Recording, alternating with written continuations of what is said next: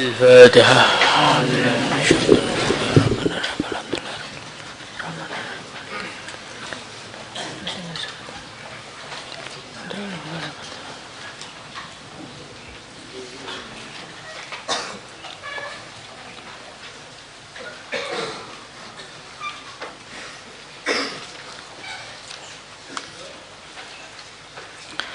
بسم الله الرحمن الرحيم. قال المصنف رحمه الله تعالى: wa'lam, dan ketahuilah, annal lisana, bahwasanya lidah, al-mutlaqa, yang dilepaskan, maksudnya lidah yang tidak terkontrol, lidah yang tidak terkontrol, ngomong sesukanya, komentar seenaknya. Wal qalba, dan hati, al-mutbaqa, yang ditutup, al-mamlu'ah, yang dipenuhi, bil ghaflati, dengan kelalaian, wasyahwati, dan syahwat. Alamatus syaqai, adalah tanda-tanda kecelakaan.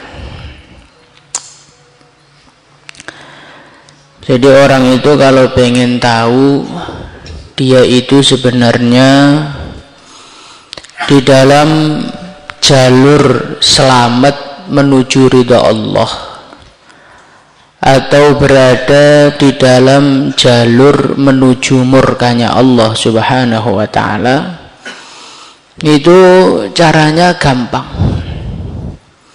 Yang pertama, lihatlah lisanmu. Kamu itu kalau berbicara mikir apa enggak? Kamu itu kalau mau komentar mikir apa enggak? Yang kamu katakan itu berupa kebaikan apa berupa keburukan?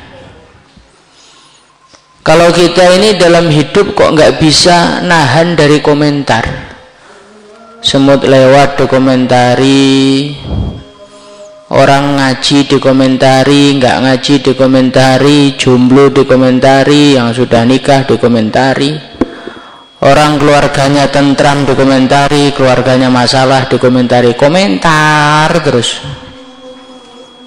Biasanya suka komentar yang punya media sosial itu.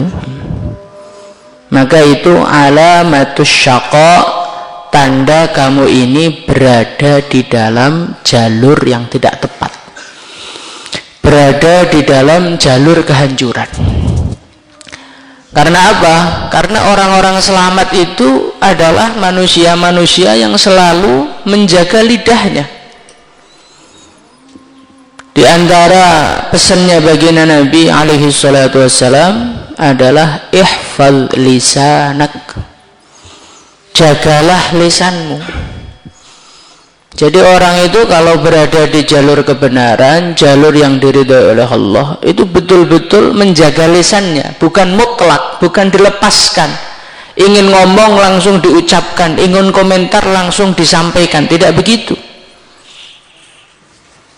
Al-Imam Abu Hanifah rahimahullahu ta'ala, beliau itu saking menjaga dirinya sampai tingkatan bukan hanya menjaga lisan, mau senyum saja mikir, ini senyum saya ini mendatangkan kebaikan apa keburukan, ini senyum saya ini menimbulkan kebaikan untuk umat apa menimbulkan keburukan, mau senyum aja mikir. Nah kalau kita bagaimana? Senyum nggak mikir, marah nggak mikir, ngomong nggak mikir. Ini tandanya alamatus syaqa, tandanya orang dalam jalur kecelakaan. Semoga Allah lindungi kita semuanya. Wal qalbal mutbaq al mamlu'u bil ghaflati wasyahwah. Kemudian tanda yang kedua, kalau pengen tahu kita ini di dalam kebenaran apa tidak, maka cara ngeceknya hati kita ini hati yang selalu ingat kepada Allah atau hati yang selalu lupa dengan Allah dan sibuk dengan perkara-perkara yang melupakan dari Allah. Kalau kita ini sibuk main game, nongkrong, main karambol, main catur, sibuk dengan permainan, nggak pernah ingat kepada Allah, alamatus syaqa, berarti kita ini di dalam jalur kecelakaan. Karena orang-orang yang selamat itu siapa? Orang-orang yang selamat itu pimpinannya adalah baginda Nabi Muhammad sallallahu alaihi wasallam. Baginda Nabi itu orang yang seperti apa? Baginda Nabi Muhammad sallallahu alaihi wasallam adalah seseorang yang dikatakan kana Rasulullah sallallahu alaihi wasallam yadhkurullah fi kulli ahyani. Baginda Nabi ini orang yang selalu mengingat Allah. Bahkan saking mengingatnya kepada Allah sampai baginda Nabi mengatakan inna aina yatanamani, sesungguhnya kedua mataku tidur tapi hatiku tidak tidur, wal qalba yaqdan. Jadi Nabi itu saking tawajuhnya sama Allah sampai tidur pun tetap ingat sama Allah. Dan inilah orang yang selamat. Ya ayyuhalladzina amanu dzkurullaha dzikran katsira. Oleh Allah diperintahkan untuk banyak-banyak mengingat Allah sampai nggak ada batasannya wiridan itu. Maka kalau hati kita ini nggak pernah ingat, ya berarti dalam jalur kecelakaan. Al-mamlu'u bil ghaflah wasyahwah. Hati yang dipenuhi dengan syahwat, pengen ngeluyur, pengen jalan-jalan, pengen senang-senang, pengen healing, pengen tamasya, pengen makan yang enak, pengen santai. Kok banyak keinginan-keinginan gak jelas di dalam hati kita? Alamatus syaqa, itu merupakan tanda-tanda kecelakaan. Maka coba ini kita renungi. Lisan kita ini lisan yang mutlak apa lisan yang tertahan? Hati kita ini hati yang ingat kepada Allah apa hati yang lalai dari Allah? Kalau direnung-renungi ternyata hati kita ini adalah hati yang masih banyak lalainya. Lisan kita ini adalah lisan yang masih ngawur bicaranya. Berarti kita ini masih dalam jalur bahaya. Harus segera diselamatkan, harus segera dibebaskan dari mara bahaya itu. Fa illam taqtul, kalau engkau tidak membunuh an-nafsa, jiwamu, bisidqil mujahadati, dengan mujahadah yang serius, falai yahya, maka sekali-kali tidak akan hidup qalbuka, hatimu, bi anwaril ma'rifati, dengan cahaya-cahaya ma'rifat. Maka ketika kita ini mengetahui kondisi diri kita ini masih dalam bahaya, harus diselamatkan. Gimana cara menyelamatkannya? Cara menyelamatkannya, bunuhlah jiwamu. Para ulama sufi mereka mengatakan fa innal hayata fil mauti, atau la hayata illa fil maut.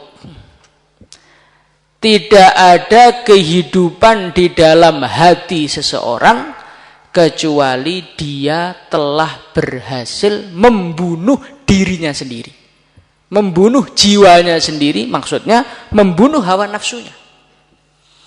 Jadi selagi hawa nafsu itu masih hidup di hati kita, maka hatimu itu tidak akan pernah hidup. Gelap terus. Orang itu kalau hatinya gelap bagaimana? La yufarriqu bainal haqqi wal batil, enggak bisa membedakan antara kebenaran dengan keburukan. Bahkan lebih parah lagi, alladzina dhalla sa'yuhum fil hayatid dunya wa hum yahsabuna annahum yuhsinuna sunnah. Orang yang sudah hatinya gelap pol itu bagaimana? Mereka melakukan keburukan mengira keburukan itu merupakan kebaikan.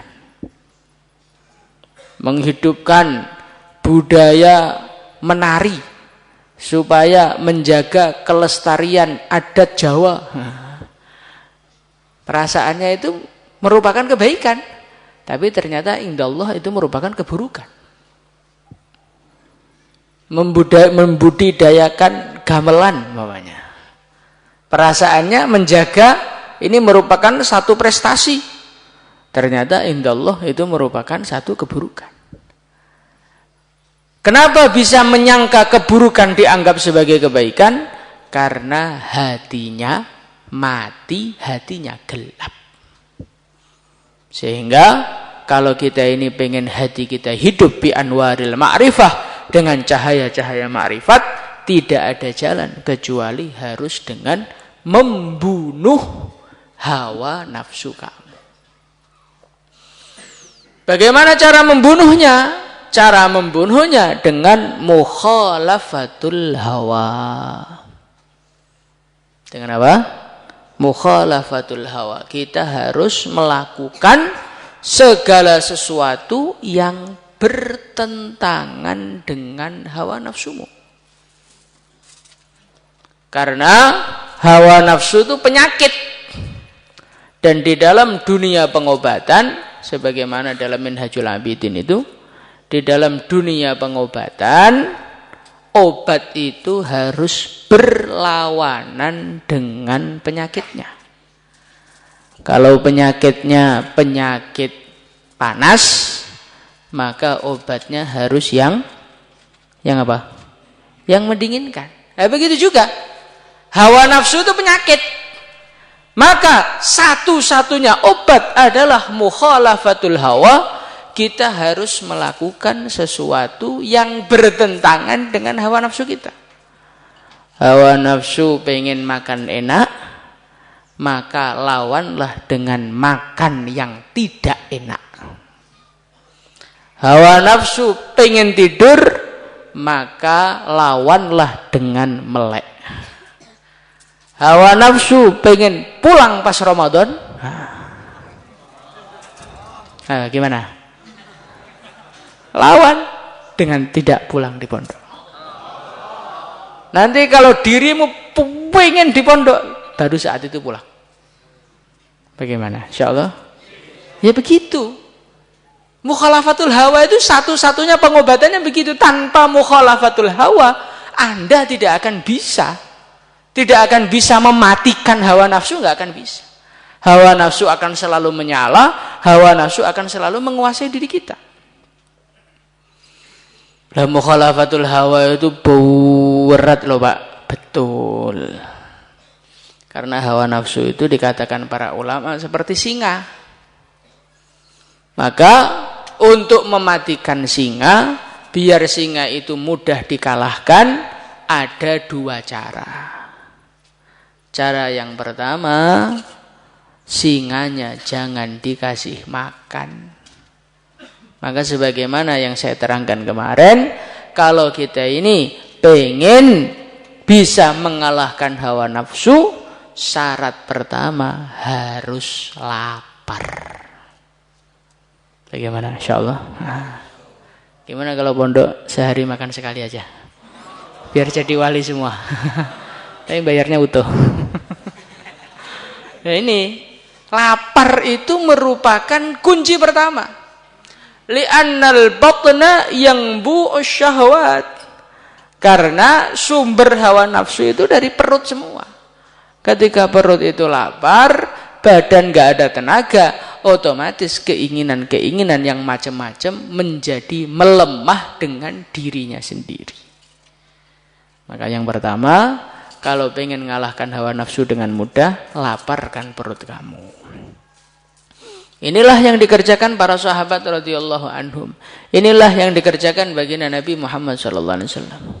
Sayyidah Aisyah radhiyallahu anha, beliau menceritakan, Rasulullah Shallallahu Alaihi Wasallam pernah 2 bulan penuh tidak pernah menyala dapurnya.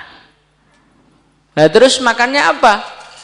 Makannya cuman air dengan kurma.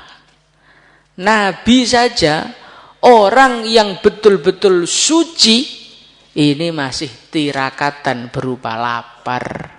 Masa kita ini makhluk penuh dosa, katanya kenyang tidak masalah. Itu dalil dari mana?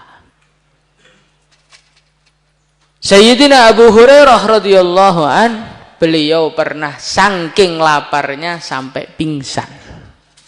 Kemudian teman-temannya mengira Sayyidina Abu Hurairah kesurupan. Lah zaman dulu orang itu kalau kesurupan obatnya diinjak-injak. Akhirnya beliau di tengah kelaparan diinjak-injak temannya. Jadi begitulah mujahadahnya orang-orang dulu untuk mengalahkan hawa nafsu. Sampai kelaparan gak karu-karuan. Antum pernah di Al-Fatah kelaparan? Gak bagian nasi saja ngamuknya udah gak karu-karuan. Maka dari itu mujahadah kita yang pertama apa? Lapar. InsyaAllah. Itu katanya makan sehat yang bergizi itu penting. Penting, tapi lapar itu lebih penting. Kemudian yang kedua, harimau macan yang kelaparan tadi tidak akan banyak bergerak kecuali ketika di depannya ada daging segar. Lapar tok tidak cukup untuk mengalahkan singa yang kelaparan tadi. Singa tadi harus dilaparkan. Yang kedua, jangan ditunjukkan daging di depan matanya. Begitu juga kalau kita ini pengen mengalahkan hawa nafsu, yang pertama laparkan perutmu, yang kedua jangan kau pancing hawa nafsumu dengan melihat perkara-perkara yang sesuai dengan nafsumu dan mendengar perkara-perkara yang sesuai dengan hawa nafsumu.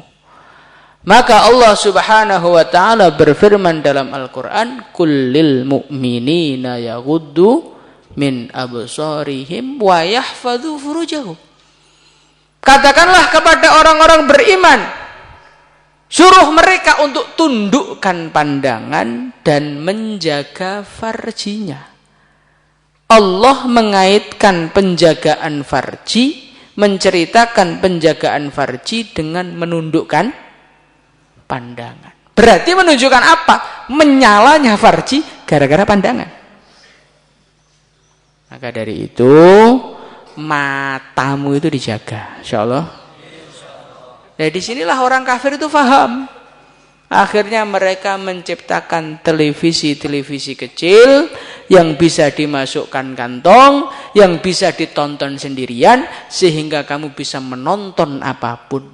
Biar apa? Biar nafsu yang tertidur tadi, walaupun kelaparan, tetap bangun pada akhirnya. Maka dari itu, kalau kita ini pengen mukhalafatul hawa itu ringan, jangan kamu melihat yang macam-macam, melihat tembok aja. Melihat Quran, melihat kitab. Insya Allah pikiranmu itu gak kemana-mana. Maka saya ini kadang-kadang tuh agak curiga. Santri baru daurah sudah pengen kawin, kepalanya pusing loh. Kamu tiap hari yang kamu buka Bukhari Muslim kok pengen kawin. Jangan-jangan bukan Bukhari Muslim yang kamu lihat. Bukan kita Bukhari Muslim, tapi muslimah yang kamu lihat. Nah, inilah yang masalah kita. Masalah kita ini tidak menjaga pandangan. Kalau di jalan mungkin jaga pandangan, di HP itu nggak jaga pandangan. Siapa-siapa dilihat, siapa-siapa dilihatin Instagramnya, dilihatin videonya, nggak ngaceng dari mana kita? Ya seperti itu. Yang seperti itu. Maka dari itu tundukkan pandanganmu, kupingmu jangan mendengarkan perkara-perkara yang memicu hawa nafsu. Dan nafsu itu namanya ada harta, ada tahta, ada wanita. Urusan wanita kamu jangan melihat. Urusan dunia kamu juga jangan melihat. Kalau kita ini melihat kehidupan orang-orang ahli dunia, orang ahli dunia beli mobil baru, orang ahli dunia bangun rumah baru, nanti akhirnya nafsu kamu menjadi sangat pengen kepada rumah baru, sangat pengen kepada mobil baru. Tapi kalau kita tidak mendengarkan, kita tidak melihat, yang kamu lihat paling bentor ya. Nah, insya Allah kamu nanti pikirannya nggak macam-macam. Maka dari itu, kunci membunuh syahwat, yang pertama dilaparkan, yang kedua jangan dipancing. Insya Allah. Semoga kita semua ditolong oleh Allah menjadi manusia-manusia yang bisa mengalahkan hawa nafsunya, sehingga termasuk ayat wa amma man khafa maqama rabbih wa nahan nafsa 'anil hawa fa innal jannata hiyal ma'wa. Al-Fatihah.